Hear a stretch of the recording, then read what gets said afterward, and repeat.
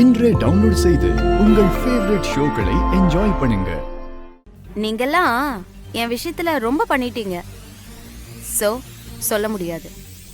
என் காலில் விழற நிலைமை கூட வரும். அத்தை தயாரா இருங்க.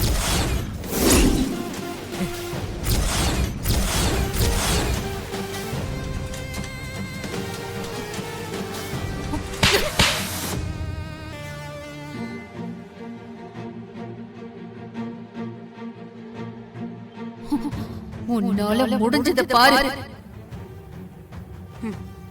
அப்படியா? என்னால முடிஞ்சதை பண்ணவா? நீங்க சொன்ன டைம் முடிய இன்னும் 1 மணி நேரம் தான் இருக்கு. அதுக்கப்புறம் சாமி கும்பிட புடவை வைப்பீங்கல்ல, என்ன பண்றீங்கன்னு நானும் பாக்குறேன்.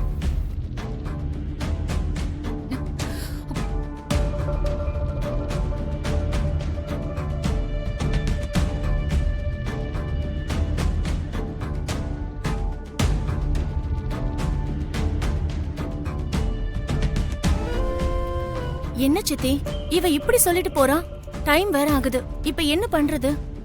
நான் எப்படியாவது போய் சிலையை எடுத்துட்டு வரேன். அது வரைக்கும் கொஞ்சம் சமாளிங்க. அத்தை, நீங்க போறது சரியா இருக்காது. அந்த சிலைய நான் எடுத்துட்டு வரேன். நான் போறேன் அத்தை. வேணாமா, நான் போறேன். நீங்க ஆக வேண்டிய வேலையை பாருங்க. அம்மா, முகூர்த்தத்துக்கு டைம் ஆகுது.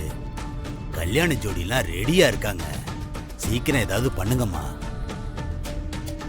என்ன பண்றதுன்னு தெரியாம தான் அவங்களே முடிக்கிறாங்க. நாம இவங்களை அசிங்கப்படுத்தலாம் நினைச்சா தானாவே அசிங்கப்பட போறாங்க. அண்ணாமலை, பேசாம உண்மையை சொல்லிட்டு சிலையை கண்டுபிடிச்சதுக்கு அப்புறம் இந்த ஃபங்க்ஷனை வச்சுக்கலாம்னு என் மனசுக்கு படுது. நீ என்ன சொல்ற அண்ணாமலை? வேண்டாம் மாமா, இதுல அத்தையோட கௌரவம் மட்டும் இல்ல, அவங்க மேல மக்கள் வச்சிருக்கிற நம்பிக்கையும் இருக்கு. அது உடைய நான் விட மாட்டேன்.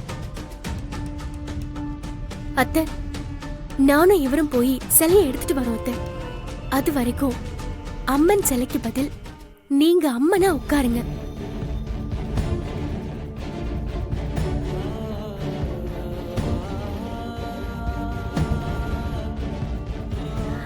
இதுக்கு ஒரே வழி இதுதான் அத்தை.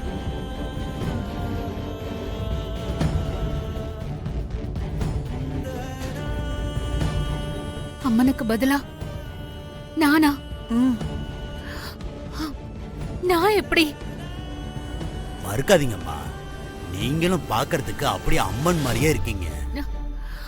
சரின்னு சொல்லுங்கம்மா, டைம் வேற ஆயிட்டே இருக்குமா. ஆமா நவல, எத்தனை பேருக்கு இந்த வரம் கிடைக்கும் சொல்லு? உன் முக லட்சணம் அப்படியே இருக்கு. நீ அம்மனா உட்கார்ந்தா யாருக்குமே சந்தேகமே வராது. ஒத்துக்கோ நமல. அத்தை, இந்த ஃபங்க்ஷன் நல்லபடியா நடக்கணும். உங்களை நம்பி வந்த கல்யாண ஜோடிங்க ஏமாந்து போக கூடாது. ப்ளீஸ் அத்தை, சரின்னு சொல்லுங்க.